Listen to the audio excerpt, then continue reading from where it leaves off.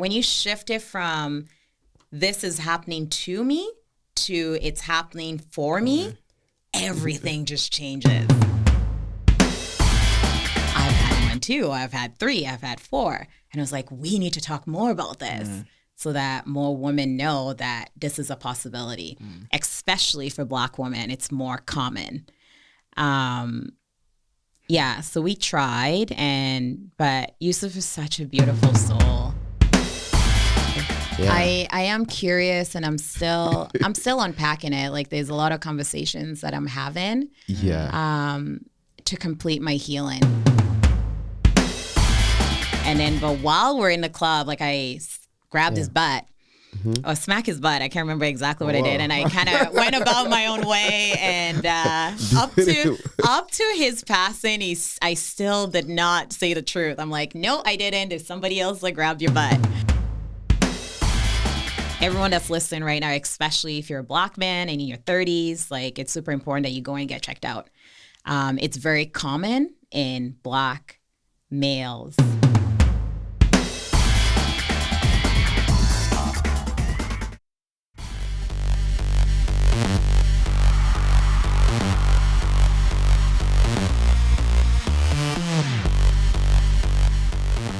I'm starting the show with smiling, but what up, Afrodiaspo family, man? We're back again with another sensational episode. Here we go again. We're here, we're live, man. I'm your host, Baraka. You already know the drill, man. We're going to go right into it. We got to, first of all, have a great show today. We got 2 guests, it's going to be amazing. And, this is about leadership, man. This show is all about leadership. We want to be leaders. We want to educate everybody out there. So be ready, because today is going to be another fire one. But you already know the drill, what we got going on here. The hot list of the week. This is going to be a good one. We got a couple of good ones out here. I can't wait to share them. Major, what's up? Say hello to the people, man. What's going on? BK, you know what's good about today? Yes, sir. Did you realize we're all wearing jackets? Today we had to step it up a little bit. Are you ready to fight? First of all, it was cold out there. It was raining, so I had to come out prepared, Oh, okay. Yeah, I was suffering out there when... Looks like we called each other. That's what I'm saying. I had to make sure I know what was bringing to the table today. So if you have it, hot list of the week. We got the book. I think this is the most important thing, yeah? Yeah. I haven't seen that one yet. I want to see that one exactly. I haven't had a chance to even look at it. So you got to take the stage and actually... It's all about leadership, man. It's all about leaders. It's all Afrodiaspo. We got to know, man. This show is about leadership, man. So if you're a leader, you want to be a leader, you want to make a change in this world, man, this is a place for you. Come share your thoughts, man. Come share everything you have to share with the world out there, man. So what's up with the book about, man? I think the list is too hot today because we're going to learn a lot about this. And this is going to change lives, right? Yeah. Maybe if I can put this so people can really look into this. Yeah. And what's surprising is that it's a female. There's a lady on the we can't reveal yet. We can't reveal yet. I don't remember when last I read a book written by especially on leadership by a lady. Yeah, I'm very curious to know about all that, man. Yeah, because that's very touching. One more time, for the sake of my wife, let me put this here so she can be inspired too, nice. Right? That's beautiful. Wow. So we have another book here from last week. Master Your Mortgage. It's still there. Yeah. We live in Canada, and you gotta understand about your houses, where you're living. It's very important to know. Yeah, I think, and also the show is already out on YouTube. Yeah. So feel free to go and watch this too. Absolutely. And do not forget to subscribe, guys. We are continuing to growing and bring a lot more people here who are absolutely giving us the best shows. Like a couple of weeks, we had some really, really good shows. Shout out to all the guests we had so far here. I mean, we were blessed with this education, man. Beautiful. That was great. Yeah. I think in 1 year of doing this, we will move to the next level. Yeah. You and I, because we are learning a lot. Yes. Listening from different people. Yeah. Yeah. That's so beautiful. Again, for the hot list, we got Jordan's music video. I think you watch it. I saw that, man. I want to just say congratulations to my guy, man, Jordan, man. I already know exactly what it is. Congratulations. This camp really good. And now you put a lot of work into that too, man. That's like something really, really impressive. I wasn't here when that day was happening, right? So, we didn't want to call you, BK. that day. Okay. We wanted it to be a secret. So can you say that again to the camera, please? We actually didn't want to call BK. We didn't want to call BK. We didn't want to call OC, Kyle. No one. That was a good surprise. It was just me and Jordan. I like it because the video came out really good, guys. If you haven't checked out the video yet, go on Jordan C Official on YouTube. You're gonna find a video there. It's called I Appreciate music video. Yeah, appreciate. Yeah. One of the best, man. So I checked that out. I was very, very excited. I was just really proud, man, of the work I'm doing. I think that's it for the hot list for this. I got what you said. Wow. I know where you're going. Yeah. Wow. Move on. Okay, man. First of all, Forever still on the line, man. I can go ahead and stream them Forever, man. I knew. It's not over yet, Forever. But also, as you guys I mentioned last week, man, we got a good, nice group chosen. You know, it was dropped last week, and it was just essentially I had my first workout with them this week. Cool. And boy, I tell you, I was about to pass out, man. I was about to pass out. So don't take my word for it. If you want to go ahead and make a change in your life and work hard, man, Chosen's where to be. Make sure y'all go ahead.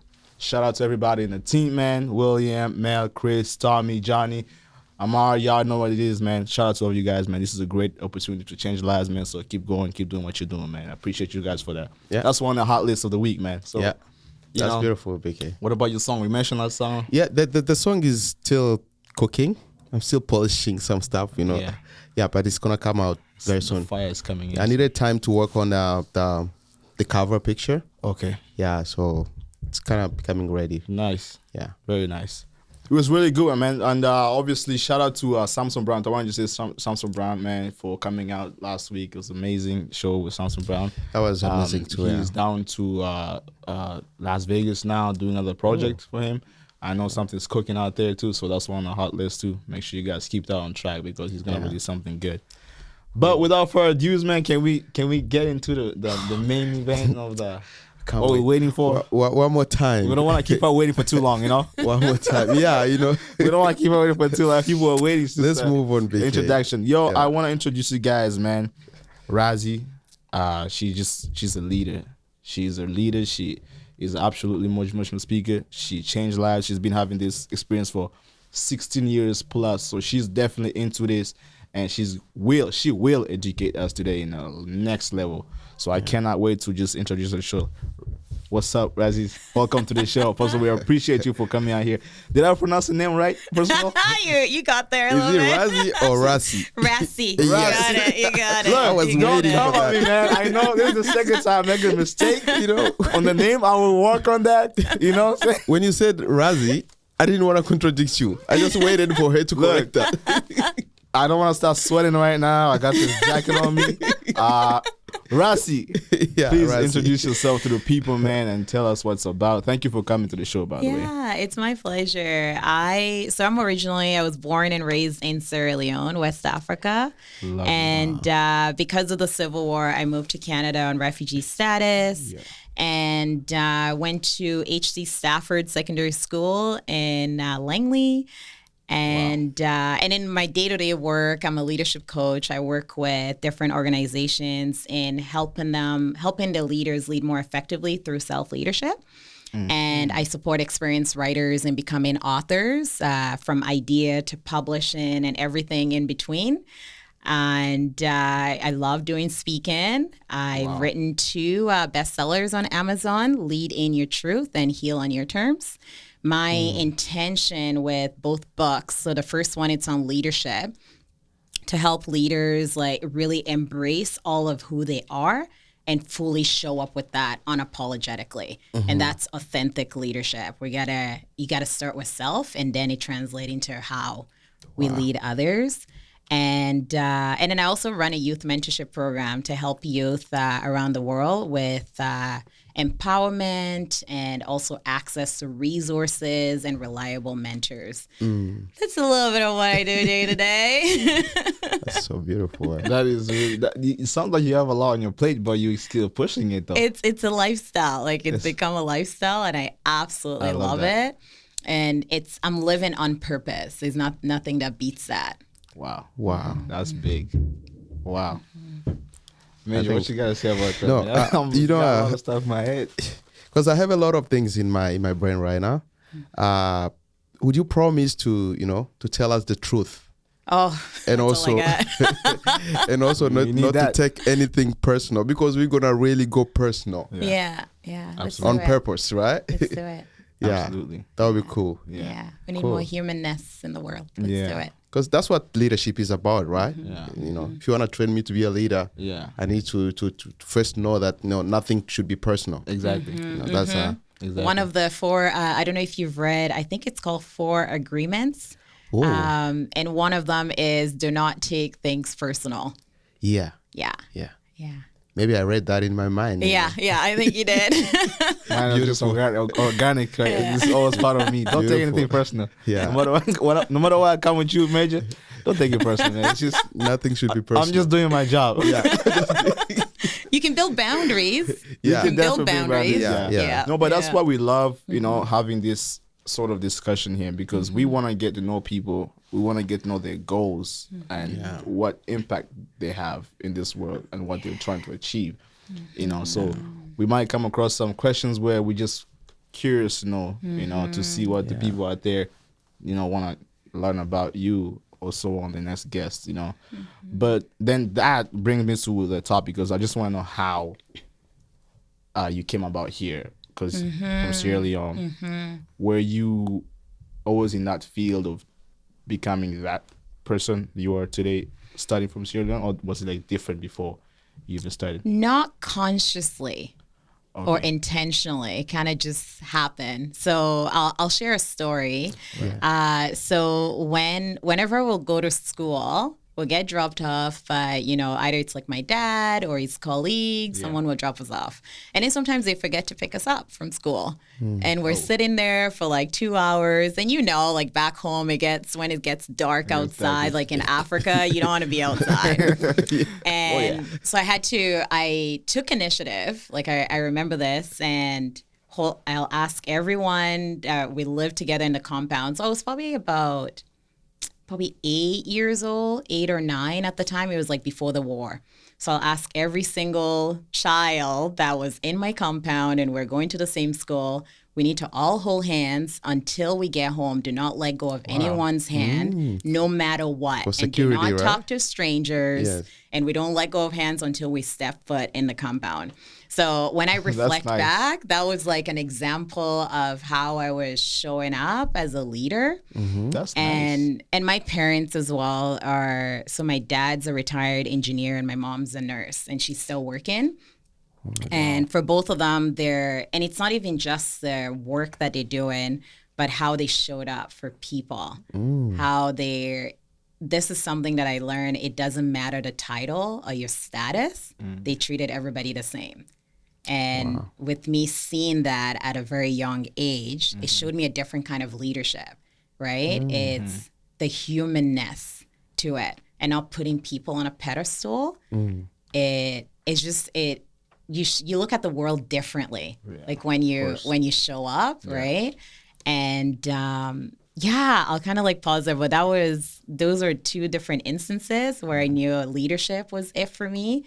But like fast forward to like when I was actually practicing that role and leading teams. Wow. So this definitely started way back. Yeah. The push was there. The push was definitely there, I mean, I always be that kind of person who, well, not exactly the same, but like mine would usually happen when, we're getting scared as kids. Like in Africa, like you say, dark time is definitely not a good time to go in Africa. Especially if you want to go to the bathroom and the bathroom is down the other side. You gotta hold your siblings tight and you don't let go. You don't let go. No. Yeah, you just keep moving slow. You hear something, everybody run, and that's it. Yeah. So you always have to hold tight. So I like that you mentioned that, because it just draws something towards the kind of person you are and what you had. You didn't know what's gonna happen in the future, but you always have that backup, to know what you want in future. And it's good that you got it started, and a lot of stuff are going, obviously. We see it right here. Yeah. Right? I have a question. How did you get from Africa to Canada? Are you among those who swim? We've heard about so many stories. People passing through Libya, Morocco. Did you go that way or? No, I didn't. I came on a plane. Wow. Oh. Yeah. I skipped the water. I can't swim, so. Oh, cool. Yeah. You came from Sierra Leone, right, to No. another different country, or? So the Gambia.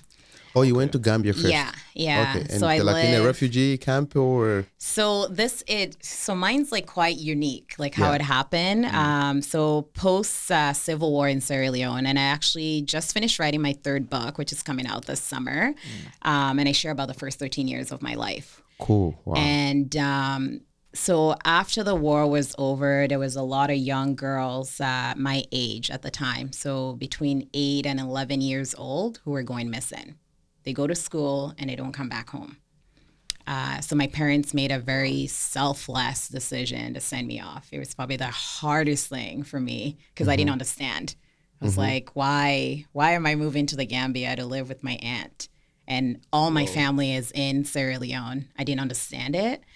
And for the longest time, like I had this void within me and I didn't understand, like I'm still working through that. And you can probably feel like my emotions right now. But it's, so I moved to the Gambia in hopes of getting, refugee status to move to Canada or move to the States.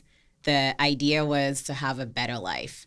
And I felt this responsibility, heavy weight on me that I couldn't fail. Like that was not an option. Because there's so many other people back home that would want to be in my position. And I'd be determined to like disappoint my parents, right? So there's all of that weight and pressure. And then with the feeling of I feel alone because everything I know is all the way in Sierra Leone and I got to like figure it out. So I actually moved here with a guardian and that's a whole other we can unpack that I experienced abuse in so many different ways. Like you mean here or over there? In Canada, when I got here. When you got here? Yeah. Oh my God. And I unpacked that a little bit in my book and pause until the next series because there's some things that I gotta process. And I'm a big advocate for like healing and going therapy, journaling, whatever that like works for that person and for me personally. But that's how I got to Canada. Wow. Did you yeah, it's already a crazy start we're starting here. You know, but, my mind is starting to bubble. It's boiling slowly. It's boiling, eh? Wow. Yeah. When you moved from Sierra Leone to Gambia, were you alone or your parents were there with you? No, I was living with my aunt. You were with your aunt? Yeah, so my aunt I got named after Aunt RASIE. Okay. Is this like your parent giving you away to your aunt so you can, so I can get a better life? Was it coming from the pressure that the country was going through that time or? It's because young girls were going missing and my parents didn't want to take that chance of it must have losing been me. very serious. It was. Then they accepted to lose you in Canada, right?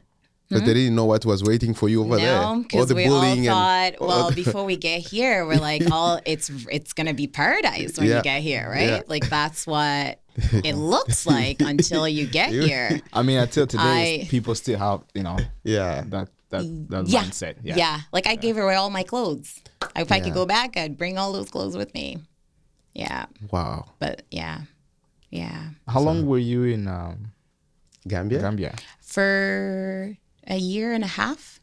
Yeah. So I did, a year and a half of school there before moving here. Yeah. Wow. Yeah. And how old were you when I moved to Canada? Canada, yeah. I turned 13 on the plane on my birthday. Yeah. Birthday. Yeah. Wow. Yeah, I hope the experience actually was good at least. Spending your birthday at the plane, It was just weird, like just the whole thing, right? Because think of, like 13-year-old and I almost like felt like my family were just sending me off, right? Like you got this, you'll figure it out. That's crazy. I didn't understand it until, because my parents now, they live in the States in Memphis, Tennessee. And we've been having a lot of that conversation for me to fully understand. Yeah. And I think I needed that part to heal. Wow. Heal that void. Yeah. Just a question. So you lived in Gambia with your My aunt, right? yeah.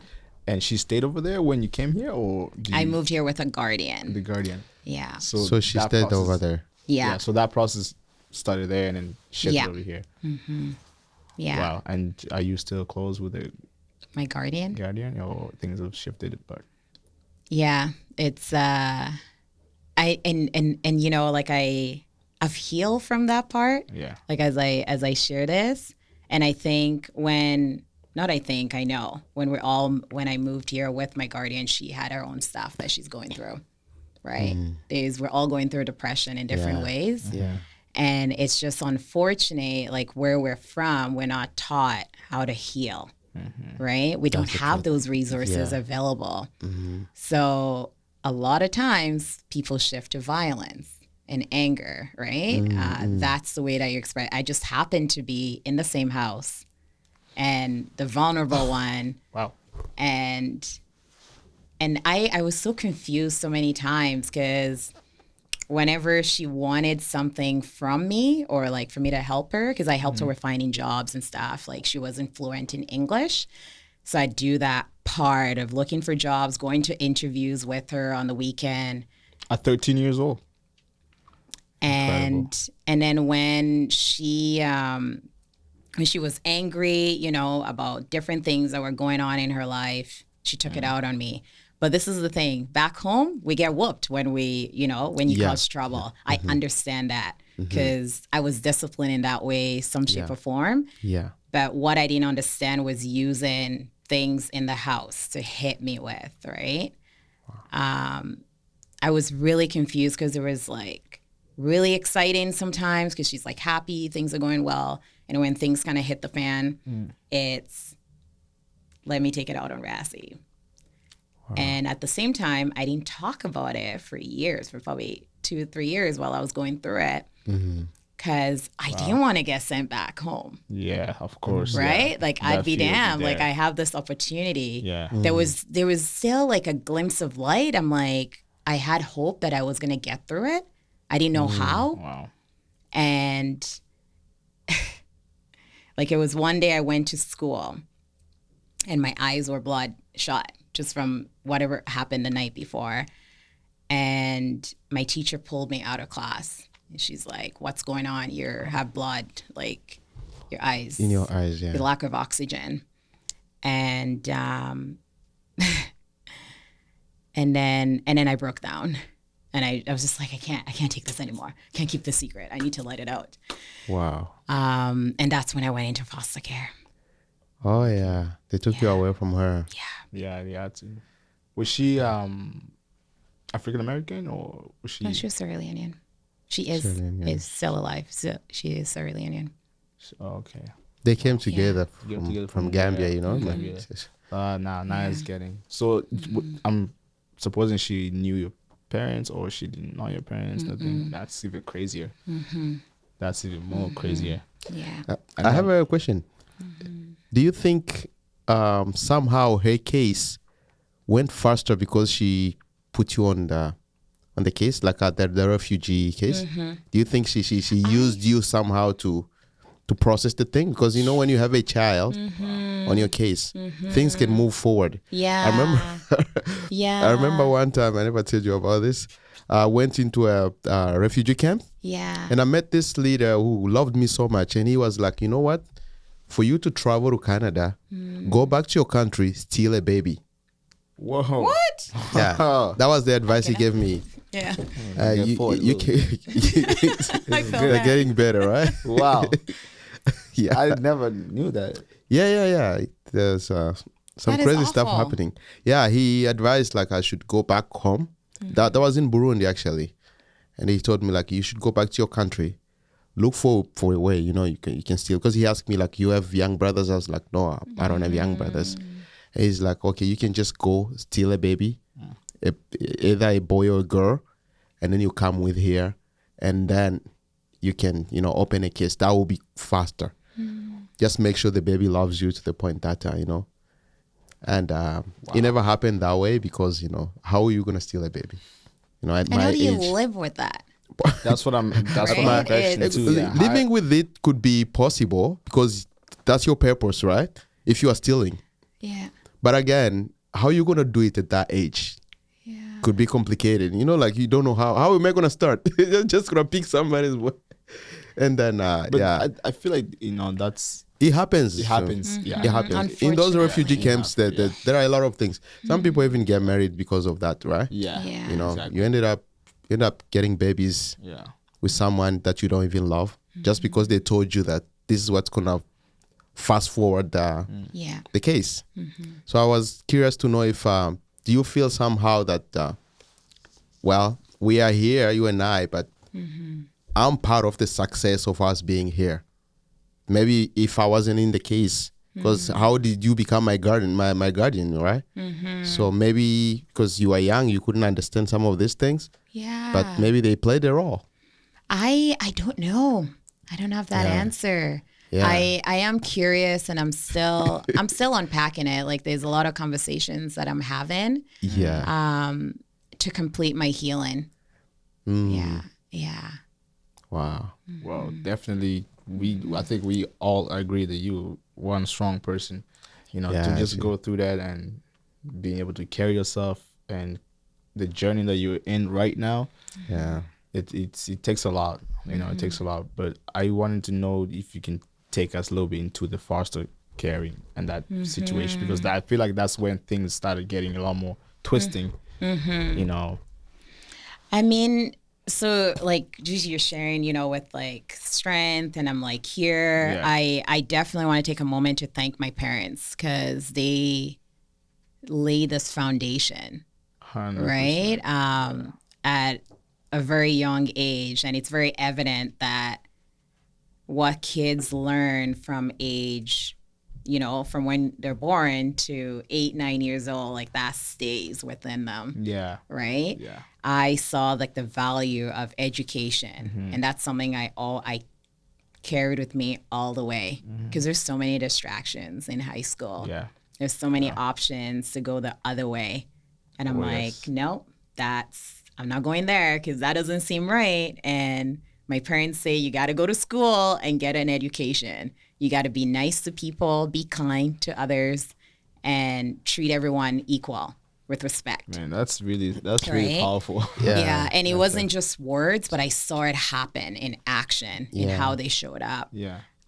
So when I went into foster care, that was weird as well, because for a long time I just wanted hugs and kisses from my guardian, right? And my hands talk too, and I just wanted that. Like when I wake up in the morning, or I'm coming in from school, I just wanted a hug and a kiss, like from the person she was who was part like, of your looking life, after right? me, right? Yeah. And she, like, I'll give her a hug and stuff like that. Her name is Ronnie. We kind of lost touch, like at one point.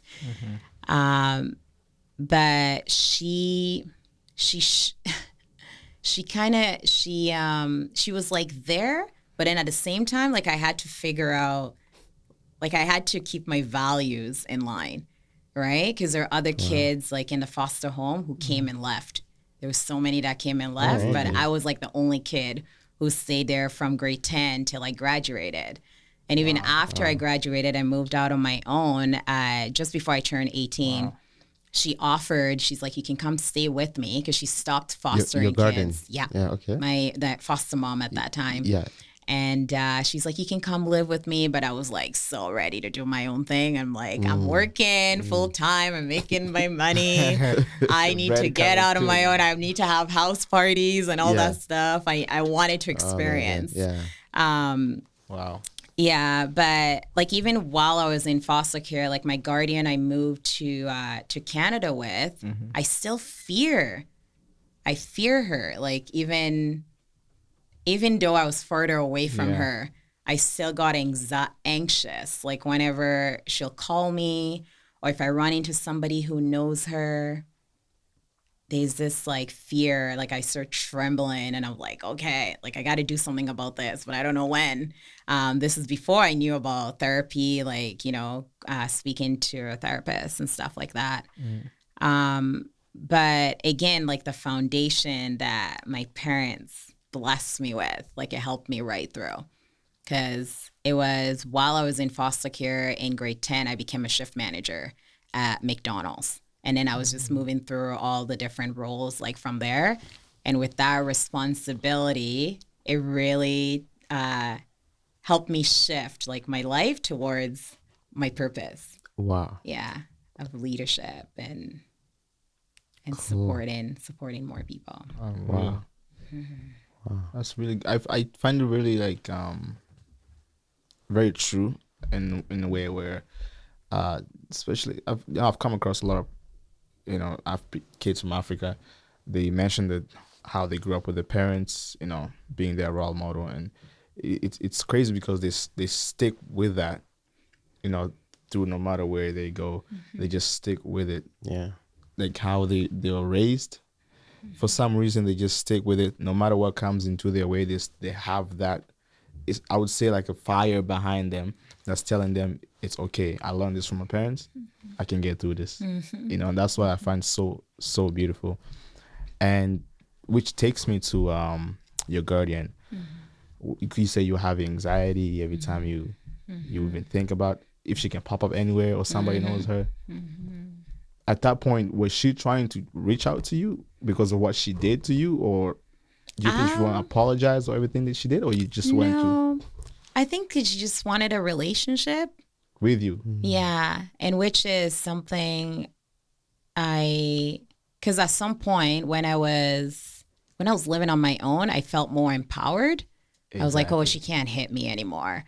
But then at the same time, I couldn't walk with this like weight. I was like, okay, let me try to forgive, right? Like I met up with her a couple times, and then the second time I was like, I can't have this in my life. There's a lot of negativity.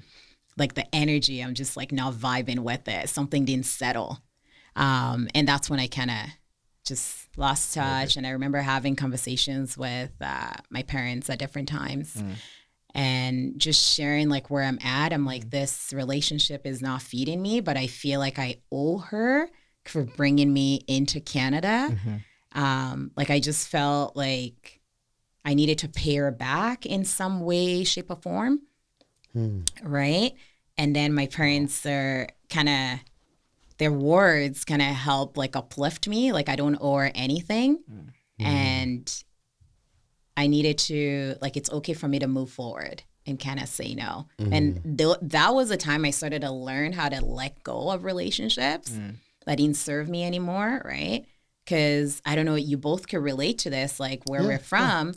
It's everybody you know, like either they're neighbors or not, they're your brothers and sisters. Like it's ride or die. It's like all the way, right? But I needed to, but here it was like different. I needed to learn to let go of relationships that don't serve me. And not knowing that I was actually practicing this so I can help more leaders with this. It's really so amazing to to hear you talking about this thing. I think it's beautiful because most kids who went through this, they really never had power to bring themselves back to life. That's true. A lot of friends that I know, they were either they might be able to pick up, get a work, but some of these behaviors come back most of the time because if it's been built in you, especially at that age of 13, right? It's so hard to really, correct some of these things, and I love that you were able to. I'm just wondering if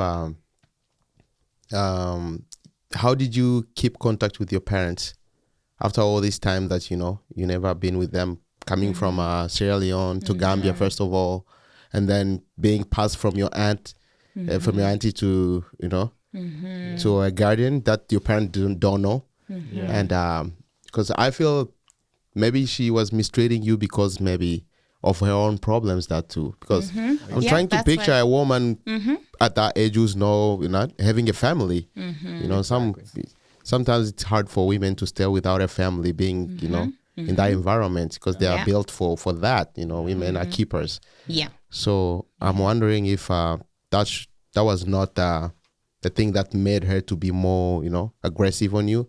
And how did you keep contact with your parents and not getting lost and still remembering some of the cultures that has been poured in your life from your parents? It's in my I swear it's in my genes. Like it your has genes, to be. That's the only thing that makes sense. Wow. But it's like I remember, I think my guardian was like going through what she was going through, right? Yeah. And I'm going through like what I'm going through. Everybody's. Everybody's going through something, right? It's like after Civil War, it's depression, there's so much pain, like right here. But I remember like even with school, like I would want to stay later for an hour to work on an assignment where I'm having trouble with and I want my teacher to help me. I wasn't allowed to stay later, right? Education wasn't a priority to her. And that I didn't understand. Like I'll be at home and I'm working on my homework and if she's talking to me and I don't respond in time, I get in trouble. I was like, okay, I don't even know when I'm going to do my homework. I'm trying to do it after school, but I can't, and I'm at home and I'm trying to do it. So I had times where I'm doing homework during lunch break, right? Wow.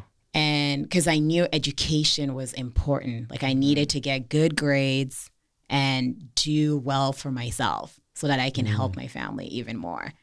That stuck in my mind all the time. But it's, I definitely, I can't take all the credit.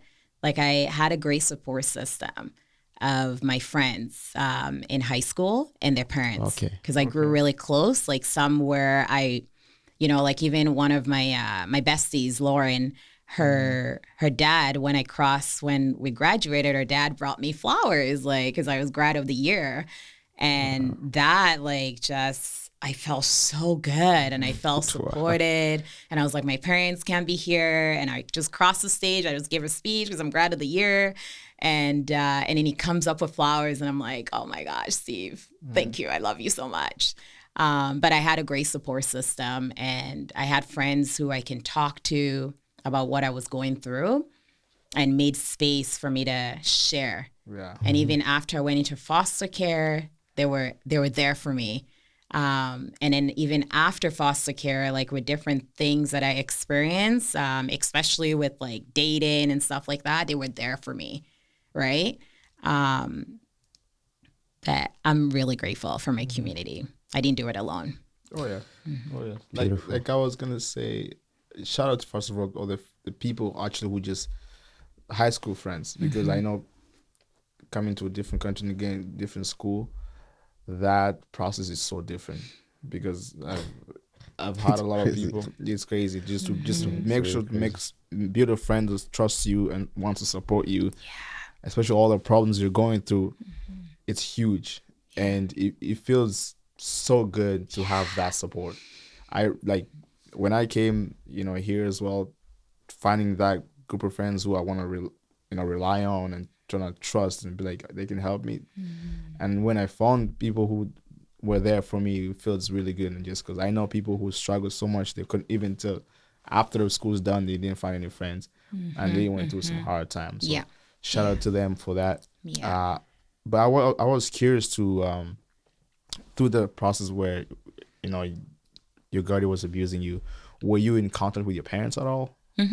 So would you tell them what was going on? No, I couldn't because I thought I'd get in more trouble. I get beat more because if my parents were to say something to her. Your parents, if they probably would.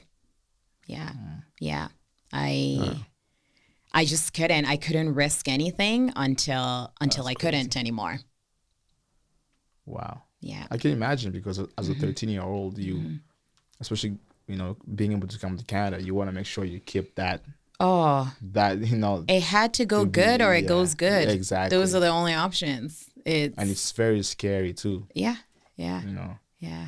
And then I was like, I had cousins and, you know, some family members who will call me like, hey, can you send this? And, you know, like, I'm like, I gotta do really good. Like, I gotta figure it out. Like but as the farther I go, I'm bringing my people with me, right? I'm supporting my people.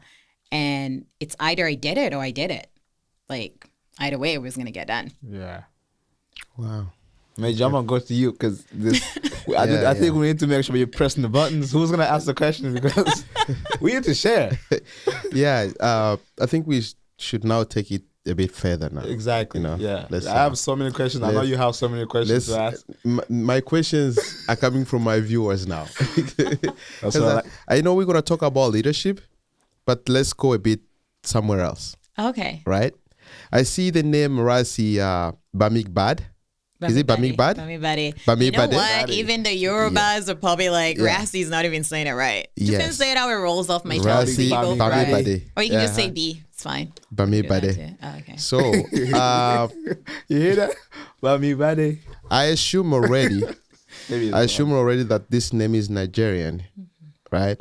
So that's not your dad for sure. No. So that's not your last name. Somehow your name got changed. Can you take us into that realm? Like, where's this person? You know? Yeah. So that's my late husband's last name. Okay. Yusuf. I met him. What year was it? 2010 after the Olympics. Yeah, it's 2010. Good time for us. Yeah. Years. It was good. It was good. That was a blessing year. 2010. Yeah. 2010. I was watching World Cup in South Africa that time. Really? Yeah, the World Cup was in South Africa. First time in Africa. So, wow. Yeah. You were there. We were enjoying it there. It was it was a lot of fun downtown in 2010 Olympics. Yeah, in downtown Vancouver. Yeah. I remember when I'll kind of like share the story of how I met him. The first time I met him, we're like in lineup going into this club. I forget the name. It was probably Canvas or Canva. I can't remember exactly the name at the time. Okay. I don't like lineups. I don't do well with it. And that's probably why like my speed of service when I was like running restaurants was like really good. Like my team's on top of it. Yeah. But and I remember him chatting with me and chatting with my cousin that I was with. And I'm like, this guy needs to stop talking. I just need to get inside, right? Wow. And that's that. Didn't think much of it. And then, but while we're in the club, like I grabbed his butt or smack his butt. I can't remember exactly what I did. And I kind of went about my own way. And up to his passing, I still did not say the truth. I'm like, no, I didn't. If somebody else like grabbed your butt, I'm like, I'm going to take that to the grave. But that was the first encounter. And then maybe 3 or 4 months later, we met at the same spot. This time the bar had closed and I was just hanging out with one of my girlfriends and she was just having like a really tough night. And I went out with her that night and I was a designated driver. And I'm standing, you know, outside the club. And then Yusuf is walking down the street with a bunch of his buddies. And we're looking at each other and I'm like, I think I know you from somewhere. And he's like, I think I know you from somewhere. So we're going back and forth and my girlfriend is getting annoyed. And she's like, get her number already with the F word. I'm not going to say that here. It's probably my nieces and nephews probably listening in. Yeah. It's a family show. Yeah. So none of that. Yeah. You're welcome. You're welcome. Producer appreciate that. Somebody in the back is like, what? I never knew about that. I never knew about that. I wish I didn't. Good guess. Yeah. Cool. And then, and then he got my number and thank you to my friend Michelle. And, but yeah, and then fast forward, we got married and, unfortunately he passed away. Wow. And with his passing that helped me, I went to therapy to work through my grief. And I was working through the Civil War that I was like going through. It was like therapist like took me to the roots. I'm like, I'm here for grief. Like what's happening? And she's like, that's just beneath the layers. Like you got to take care of that first. Wow. I guess that was really hard on you, eh? After all you went through, Now meeting somebody you love, and especially it's different when it's separation and death. That's so tough to deal with. Life was good. What year did you get married? 2016. And then when did he pass? 2018. Wow, that's 2 years. Oh my God! Did you guys didn't have a baby or? No, we did try though. We did try. Okay. You can check out Heal on Your Terms. I read about that in there. Oh, you did? Yeah, amazing. I did. Yeah, and it's something that like with miscarriages that's not talked about enough. Yeah. In our community. Like when I experienced my first miscarriage and I stopped counting at one, I don't think I even had like the heart to like keep saying like, oh yeah, I just had another one.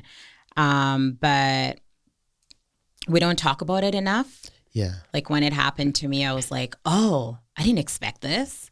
And then all of a sudden, as I'm talking about it, there's more women sharing. I've had one too. I've had 3. I've had 4. And I was like, we need to talk more about this. So that more women know that this is a possibility, especially for Black women. It's more common. So we tried, but Yusuf is such a beautiful soul. And when I met him, like that was light for me in my life. And it's different especially when you're in a place where your family, like my family are everywhere else but Canada, right? That's how God, like that's how it's supposed to be. Yeah. That's how it is. I get to travel and like visit them and stuff like that. But like Yusuf was my family. And when you have like that person in your life and you can share like anything and everything and whatever you share, it like stays right there. You don't hear it anywhere else, right? Yeah. That was Yusuf for me. And we're very similar in many ways and different in like other ways. And we had a really beautiful way of like bringing people together because we love people and love, connecting people. But my world was like shattered. It's not even upside down. I can imagine. Yeah. No, that's really I'm so sorry about that. That's heavy. Yeah. Especially after everything you were, past, and then that also hate you. Sometimes we don't understand how life works sometimes, but there's also a reason why things happen. God knows everything. Yeah. But that must have been very, very heavy. Was there a moment when you knew that was gonna happen? No. No. Cop knocked on my door. Oh man. Are you the wife of Yusuf? Oh my gosh. And first of all, so like and I'm okay to share this because I've like worked through it and said it, explained it so many times. But it was around, because we had spoken during the day. We spoke for probably an hour and a half on the phone. Because he was working out in Fort McMurray. Because we lived out in Fort McMurray, Alberta for about 4.5 years. And when we moved back, he was still working 10 days on in Fort McMurray and then back in Vancouver for 10 days. And the day that he passed, we chatted for about an hour and a half in the afternoon. And then I was like, okay, I'm going to go nap because I feel like tired. So the time that I was napping was around the time in Alberta when he passed away. So like this is like after. Did he get sick or? No. I'll accident? Okay. Yeah. I'll definitely get to that. Yeah, and then So I get up, and that day was his niece's birthday in Alberta. And so I'm in Vancouver. In Vancouver, yes. So I went to his brother's place and then celebrated his niece's birthday, and I'd planned to do a video call. I'm calling him, he's not picking up. It's like, this is very unusual. And then I try another call again, nothing. I was like, okay, something is wrong for sure, because he doesn't like not let me know what's happening. And I left because I had to work at 6 a.m., 8 o'clock the next day, right? I had to get up at 6. Went home to sleep. I'm tossing and turning. I just couldn't go to sleep. And I'm rubbing every essential oil that I have possible to help me go to sleep. And then the moment I think I fell asleep for a second, there was a knock on the door. Instantly, my whole body just like, my heart just dropped my stomach. And I'm like, something is wrong with Yusuf. Because I didn't let someone in the house, right? I didn't let someone in the building, in our apartment building. And I haven't got a hold of him all night. And then I look through the hole in the door, and it's a police officer. Because of course he had the keys, so if it was him, he was gonna open the door, right? Yeah, yeah. Like I there were so many things that populated in my head. I'm like, maybe he's just surprising me coming back, and there was so many things going on. And I'm like, maybe something happened at work, and his phone died, or whatever it is. And then, so I see the blue uniform, and I start to get weak, and I open the door, and he's like, "Are you RASIE BAMIGBADE, wife of Yusuf?" And everything just kind of went, like, I don't even know what was happening. I went completely weak, my whole body. He's like, he fell on the treadmill. They couldn't revive him. He was announced on the scene by paramedics. So he didn't even have a chance. And so I'm sitting on the cup. I remember coming back to myself, coming back to consciousness, and I was sitting on the couch, and he's still talking, telling me what was happening, but I couldn't. The moment he said, I wasn't hearing anything anymore. Your brain was shut up, Yeah, and then I called my girlfriend Sophia that lives off the street. I was like, I need you to come. I don't even think I told her what had happened. And I was just like, you need to come here. Somebody else needed to be in that room to start figuring out what to do. So she came, and she round the troops, called people, and everything was just such a blur. But he had no condition or anything like that. And he passed away from cardiomyopathy. And everyone that's listening right now, especially if you're a Black man and in your 30s, it's super important that you go and get checked out. It's very common in Black males, in athletes in their 30s. It's the muscle around the heart gets harder and harder from excessive exercise. And eventually your heart muscle, it stops beating. And this is what happened to Yusuf, and it's also genetic. You hear that about exercising, eh? Yeah, I know. I'm big in exercising, It's only excessive. Yeah. But it's worth. It's a good information. Really good. Really, really good, and very important too. Yeah. Wow. Yeah, and just in general, health, right? Go do your checkups and absolutely physicals, all that stuff. Yeah. But yeah, so that was a shock. I didn't understand it for a while. It took a while, and even it doesn't matter how many years go by. It's April 26th is 6 years. As the date is coming closer, I'm feeling the unease, and so I just sit with my feelings and journal, book a call and talk to my therapist, process that, speak to my widow girlfriends, and process that. But it's hard. It doesn't matter how many years, but it's hard. Wow. This is the heaviest topic we've had on this show. I guarantee I think, that. Yeah, it is. I think life has given you everything to get lost. You got all the opportunities just to say, I can't do anything. I'm just lost, right? Yeah. And then again, if you look at it from different angle, you got everything to really become a leader. I'm not surprised now. Yes. I think you got all the resources. That's the main point right there.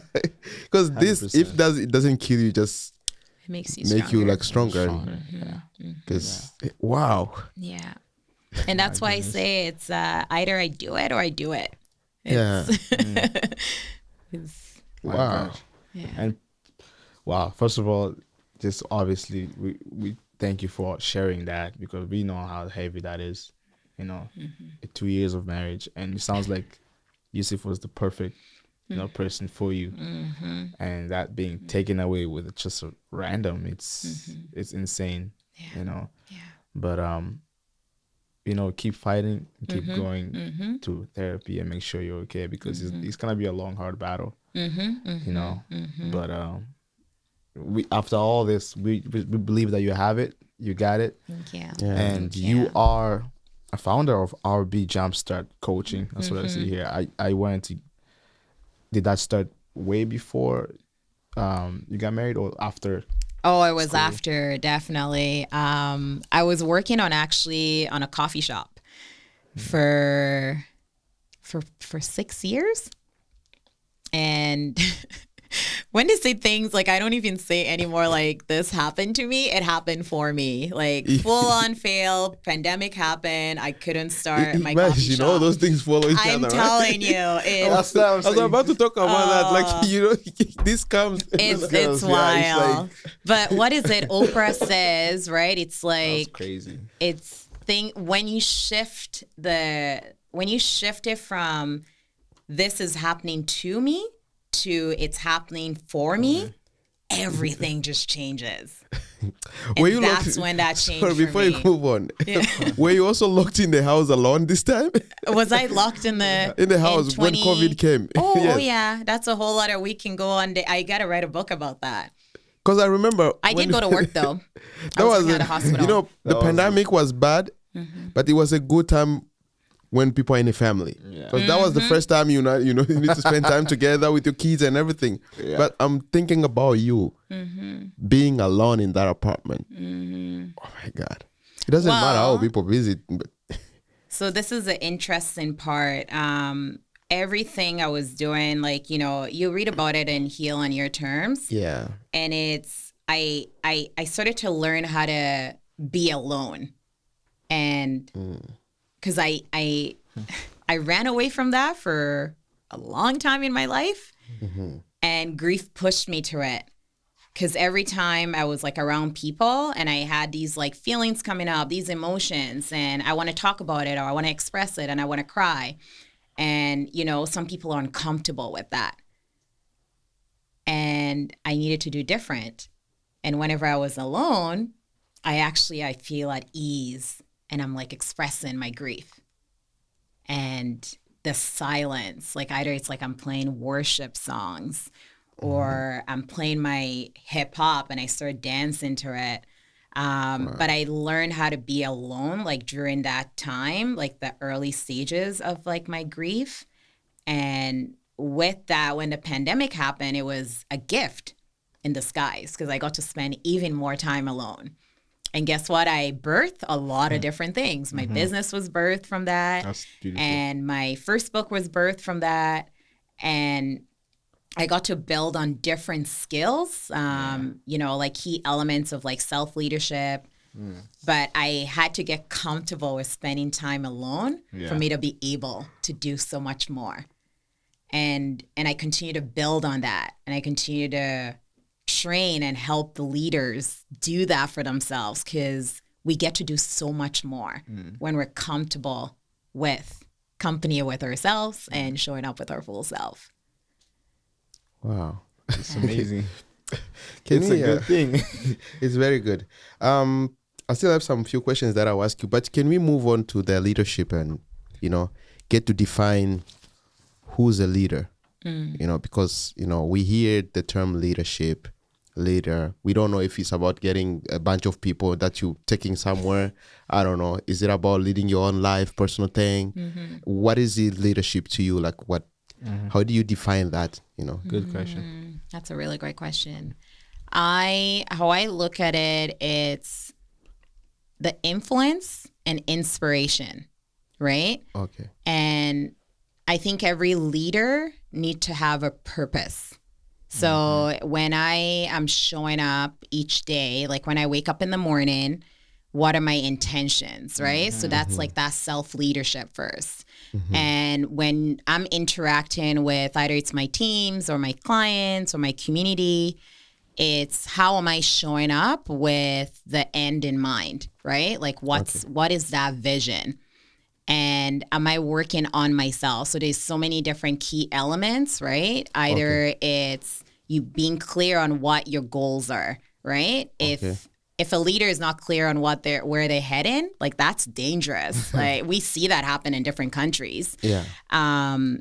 And also with like cultivating healthy relationships, right? What is my relationship with myself? How do I talk to myself? Is it with love, respect, compassion? And that translating to how we talk to other people. And then I think of another key element with being accountable and taking action, right? So whatever choices that I make, whatever decisions I make, I own up to it. Because I've made that decision with the information that I had at that time, right? And if there's something better to do, but now I know, and then I'm going to do better. But doing that from a place of love and respect for myself. So overall, I think a leader is someone who shows up intentionally and consciously wanting to do better and be better and lead better. Because the world needs it. And in that, with that, those action and that direction where you're filling a need in the world or whatever that purpose is. So for example, like with mine, it's self-leadership is at the core of my work. So how I show up, how I lead myself, and how I interact with others, like that shows what kind of leader I am, right? I talk about self-leadership all the time. I make sure I walk the walk. Like it is so important to me. 100%. And it's through my words, through my actions, what I'm not saying, right? And the energy I bring into a room. It's that intentionality. And the reason why I'm like so passionate about like that self-leadership part is like gap. Like I saw it at so many different places I worked at. McDonald's, Starbucks, Vancouver International Airport, Reitman's, at the hospital. Depending on who's around, what environment I'm in, or what is happening in my life, I saw so many different leaders show up differently. Based on all those different things, right? Very good. And then, but the thing is, where we close that gap is when I'm working on the key elements of my self-leadership. Now, it doesn't matter what environment I'm in, who I'm around, right? And, or what's happening in my life. Because I'm going to show up as the same person. My best will be different each day, right? It might be a 3 today, but that's where I'm at. And I think being transparent with that. And as you work on that self-leadership, I'm going for a while here. I'm gonna pause in a second. But when you're working on your self-leadership, you're able to navigate, communicate like what's happening. So for example, if I'm showing up, let's say I'm showing up in a meeting, right? Group meeting, we're doing a project. I'm gonna be transparent with everyone. I'm coming in at a 3 today. Right? Being honest, like that means some other people need to meet me at 7 so we can make it a 10. Cool. Wow. I know you still have so many things. Go ahead, man. It's my day.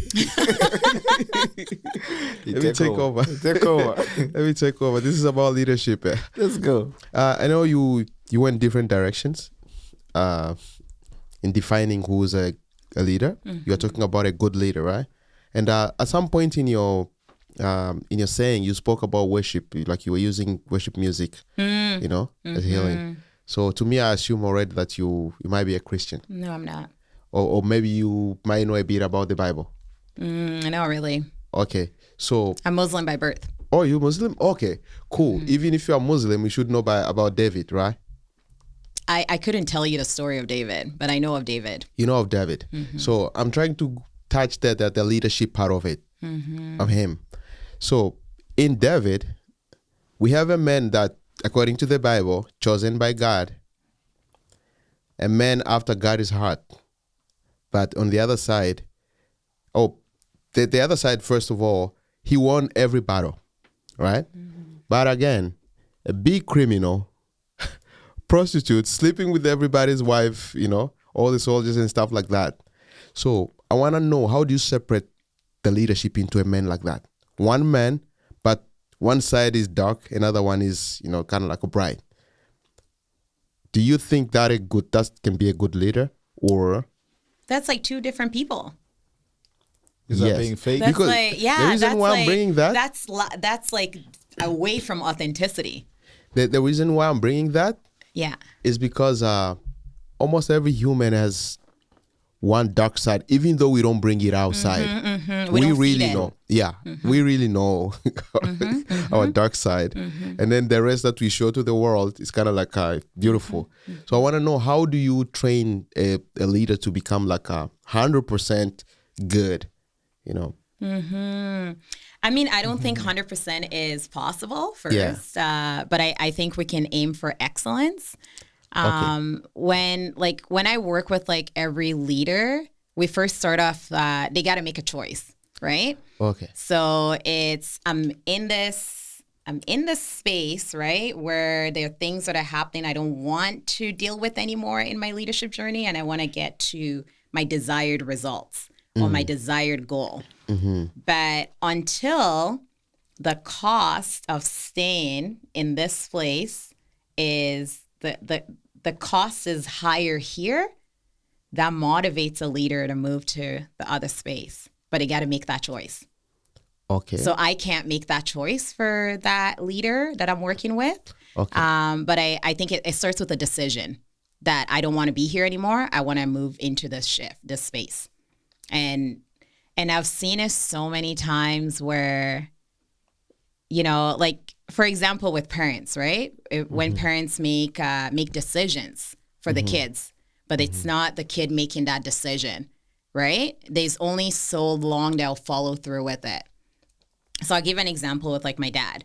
My dad was eminent, you got to get your degree, you need to go get a loan and get your degree, do what you got to do. And I started taking some courses and got a loan out, took some courses, but I wasn't connecting with it. I only took business courses because that's where my brain was at. I was entrepreneurship. I didn't know that was a word then. And but where I'm getting at, it's until that person makes a decision, that leader makes a decision, okay, I don't want to be in this space anymore, and I want to move to my desired goals, that is sustainable.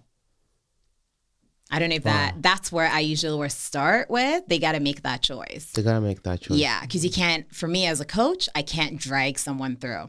Have I dragged someone through? Absolutely. I've worked with a client where I was the motivator, the cheerleader, but they were not all in. And I still remember this, halfway through my coaching program, I asked this client, my client, and I was like, if you had only 7 days left on earth, you've invested this money into my leadership coaching program, would you do things differently? And they're like, yeah. I was like, okay, well, you got to do it, or we're going to talk about a refund. Because it's hard to drag people through. But it starts with them making that decision.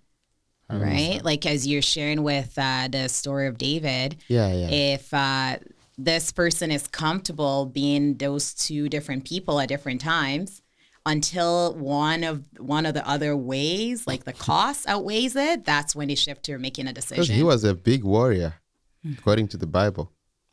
Very brave man. Yeah, David. Oh, of course. Big leader. Now we know. Defeating Goliath, man. Big leader.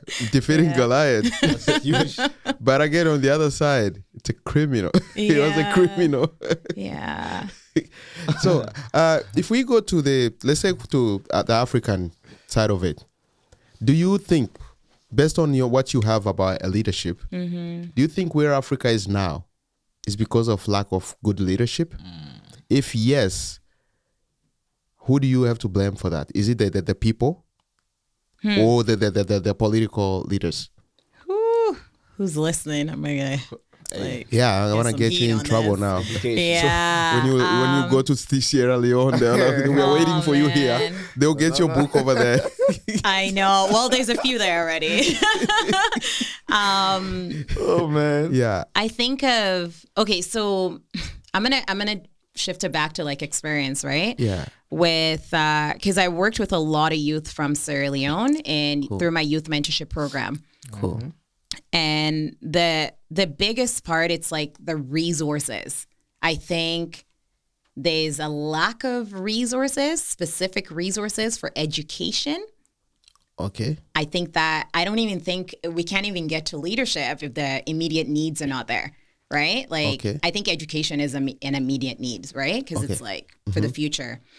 And then also reliable mentors, right? Like who is either it's like the president who's mentoring the president to like support. And as that president made the choice that they want to do better, right? And then with the youth who are the future, there's no investment in the youth. But what blows my mind is there's so many youth who are motivated in Africa that want the change. Like I have a lot of hope that generation, when they get there, things are going to change. Hopefully. That is my hope from what I see through my mentorship program. Your hope means directly that it's politicians, right? I can't say. Because the youth are motivated and they're waiting for the change. It's the system. So that's directly... Yeah, it's the system. It's the way it's built. Yeah, but it's going to take But a lot. who built it? Oh, yeah, it's going to take it's going to take double of the years that it's the doing to undo. Okay, so it's politicians, right? I'm not saying. Afrodiaspo is going to be on the map. If you keep saying I'm not saying. It's going to be on the map. You better. So let's try to press it again. Oh my God. If this African youth are really motivated for a change, but what happens to them when they come here?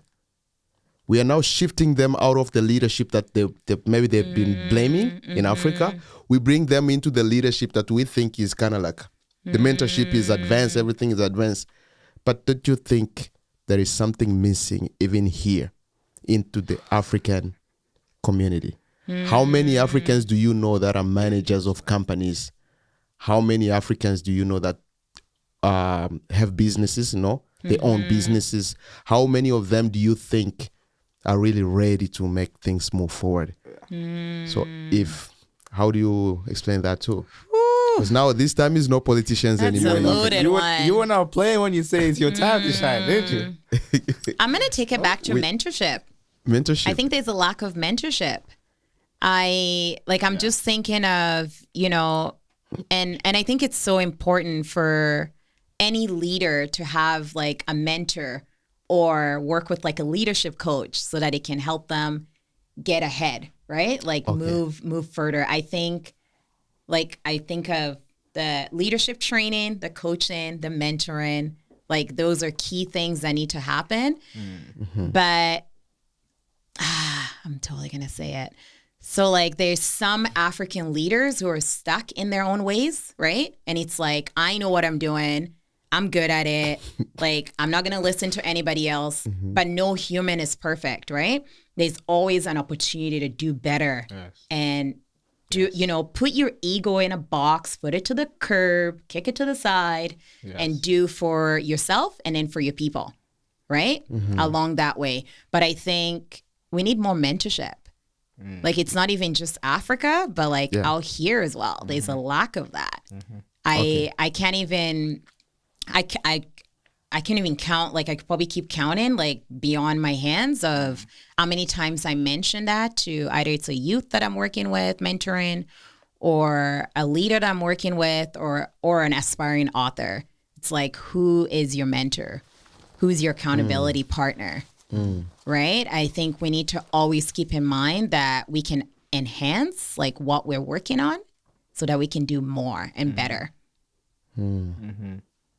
staying in the same place doesn't help anybody else. It just keeps everybody stagnant who is inspired or influenced by you as a leader. Well, that's good. That also brings me to what you said earlier. You have to be in it in order to take that pressure and to go about achieving what you want to achieve. But with the youth, that you've worked a lot of youth, especially here, I want to attack first of all here in Vancouver. What advice would you try to give to them to stay in that focus, like, you know, because they're lacking a lot of direction and staying in that one zone. What advice would you want you to use? The first thing is like find a mentor. So like for any of youth that are listening right now, like feel free to send me a message on Instagram or on LinkedIn and share with me what is it that you're looking for? Like who is that role model that you're looking for? And I'll connect you with somebody in my community. It's something that I do on a weekly basis, especially after I speak somewhere. Like I'll have people reach out like, oh, can you connect me with this person and that person? And I think that's the beauty of us having a community because we tap into it and we keep expanding and helping each other. But purpose. Need to find a purpose. Yeah. Wow. And what they want to achieve. Yeah.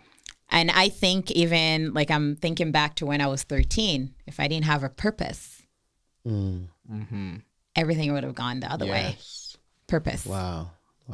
And my partner right now, actually, I'm kind of quoting him. He said that it's like there's a lack of purpose for youth. For youth. That's why they're going the other way, right? They're on social media scrolling all day, like trying to get that quick popularity, right? And now it's hard too. Now with the social media, it's just...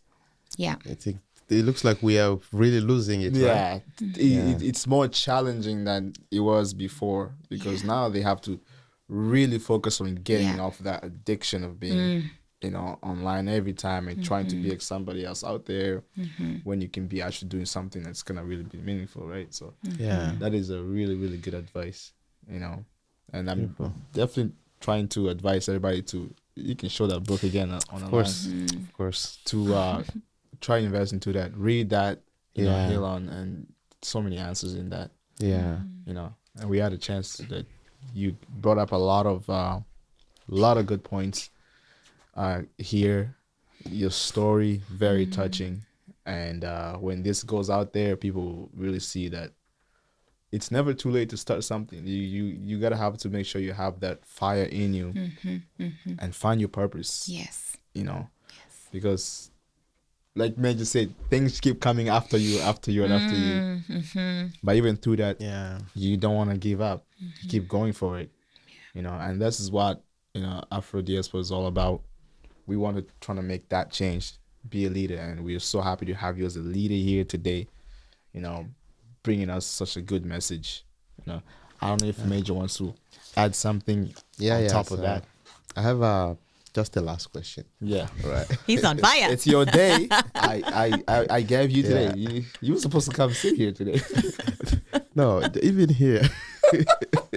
Even by being here, they carry to in front of you like this. You know, we have the duty to help people understand some of these things because you know we hide them, and we feel like ashamed to bring them to the table because maybe other people will laugh at us. But again, I think it's always good to bring them to the table so people can, you know, if you're gonna be shy or whatever, I think it's good it's part of the process. Look at what you've been going through, you know. To me, I think if I went through that, I would have given up. Yes. Yeah. Yeah. It was Same. lack of resources, as you said. You know. In you, I feel like I'm looking at a person who doesn't fear anything.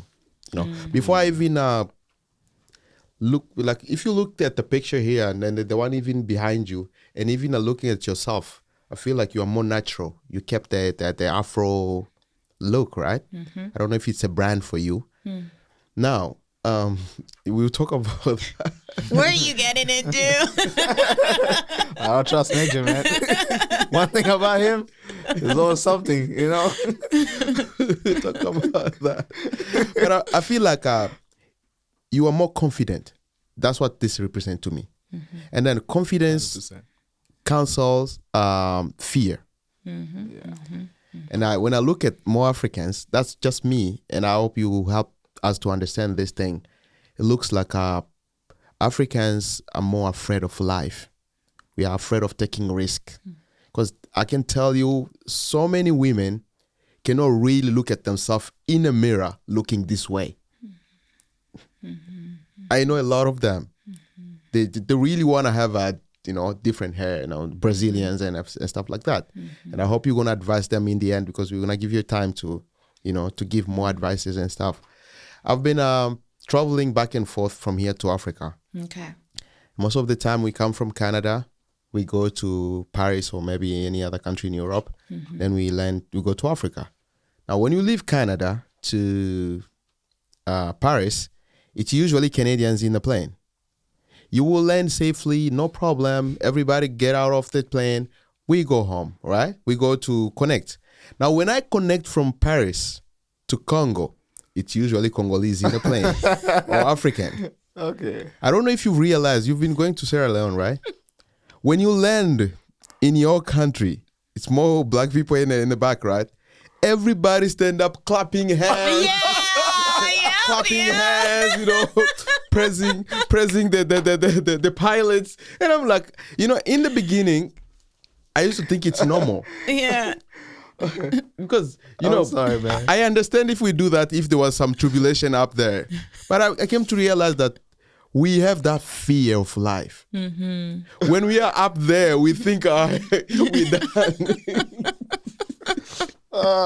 It's like I never experienced that, bro. It's good. It's good, right? Really? And people stand up and they clap their hands. Yeah. Wow. The first time I never realized that. Then the more I travel, I start realizing that it's just us. Yeah. No one day I asked this woman, why do you guys have to stand up and clap your hands? What happened? It's like, aren't you happy you are alive? So she told me, she looked at me, she's like, young man, aren't you happy you are alive today? I'm like, what do you mean I was alive even up there? Yeah. So I want to know if you realize that, how can we fight that? Because as long as we have that fear, we will never vote for good leaders because we fear somebody, right? Mm-hmm. We will never take risks of making good decisions in life. And then whenever we go through the problem like you are going through or you went through, we just give up because there's no hope anymore. Yeah. Because the fear can keep you down, Mm-hmm. Whoever can put fear into you can control you, right? Oh, 100%. So I don't know how even you can wrap up with that. Yeah. Even things as well. I'm going to take it to healing. That's how I built my confidence. And we're going to heal the entire continent now, right? Right? It's and really embracing all of who I am and not worried about what that other person has to say, right? And this includes my family, learning how to let go of what people think, but it required me to look in the mirror, know, okay, these are the things I need to work on. This is what I need to heal.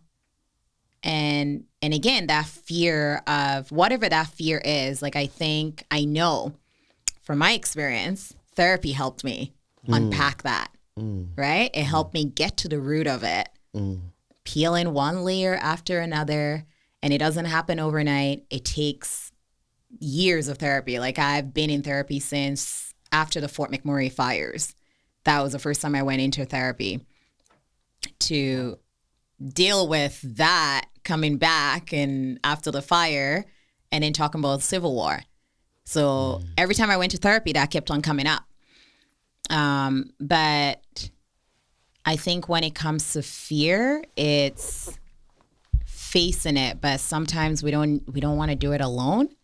But we can tap into our community. There's so many people and even I say this in Heal on Your Terms. That person might not be in your community yet, but you can go and find it. And that's the beauty of social media. Wow. Right? Where we can reach out to somebody that you know, like, hey, can you connect me with this other person? That's how I met a lot of widows online. Right? And that has supported me through my grief because I know I'm not alone. So I think that finding that I'm not alone in this fear that I face, right? As a community or as a person. And I don't fear going into therapy to talk about it. But that's like a whole other podcast with therapy in the Black community in general. I think we will need you back for that. Yeah. Absolutely. Yeah, because that's a big topic. Therapy. Yeah. Well, I know somebody who you need to have on that, and I'll connect you with who he can. His name's Bernard. You see that? Who can unpack that, and I love like the work that he's doing with just awesome. Making it less intimidating for especially for Black men to go to therapy because it can heal a lot of pain. Black men carry a lot. Wow. A lot. Yeah. Nice. My last one. Yeah, always. It's the March is just it's a month of women. You know, the 8th was the Women's Day. You know, remember that? Yeah. Yeah. Is it Mother's Day or Women's Day? International Women's Day. Yeah. Can you say something that can uplift women? Because looking at you, this is really beautiful. I feel like you got that beautiful soul that smiles regardless of the pain. Because most women suffer a lot of things from this world. Like entirely, it doesn't matter you're Black or white or whatever you are. Women go through a lot. Do you have anything that can just uplift those souls and hearts that are broken right now and just The one thing that comes to mind right now is whatever you're going through, you're not alone. You're not alone. And your power is within that pain. So healing that pain and not doing it alone, tapping into your community will help you get through. That helped me get through. But beautiful. What really surprised me the most is the many people who are there ready to help. All we got to do is ask. Wow. Amazing.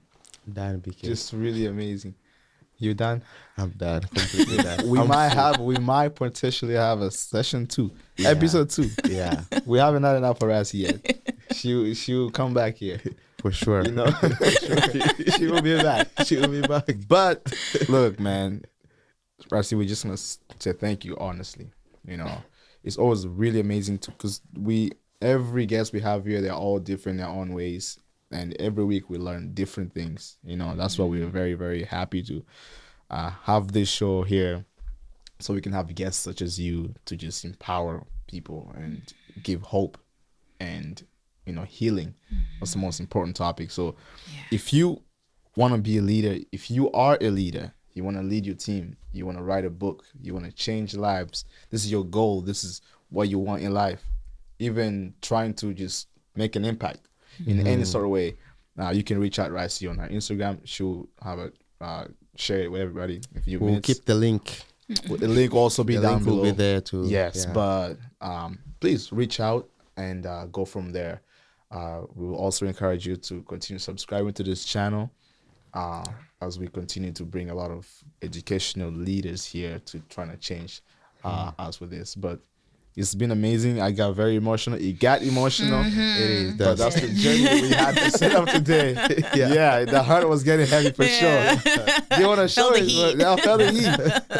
It's like getting a little hot in this, but we do appreciate you bringing that here, though. But just anything you want to say to just where to find you, where to reach you, and the book as well, if they where to get it, access it, and everything. Yeah. So Heal on Your Terms is on Amazon, iTunes, and Audible. And Instagram. I'm on Instagram. I'm on LinkedIn. I'm quite active. And I will get back to you. Like even if like within the week, I will get back to you. I'm very very disciplined with like how long I'm on social media for each day. Yeah. And my third book is gonna be coming out this fall. Wow. Probably fall. Wow. Amazing. And that will be on Amazon. I am doing it through a publisher. So yeah, amazing. But on Instagram you'll get all the details, all of it. Amazing. Yeah, yeah. Thank you so much for having me. It's been great. Yeah. We're gonna give you a very humble applause for this, man. Thank you. Yes, man. Thank you so much for coming. Absolutely amazing. So, Major, if you have nothing to do, just add something else. I'm already satisfied. I think we had it. Yeah, I'm happy. We don't want to cut you, but thank you guys for tuning in, man. It's just been a really great show. We'll see you guys next time. Don't forget to subscribe to the channel. We got many more guests to come on this show. So thank you for tuning in and sharing this time with us. Thank you. We'll see you guys soon. Afrodiaspo.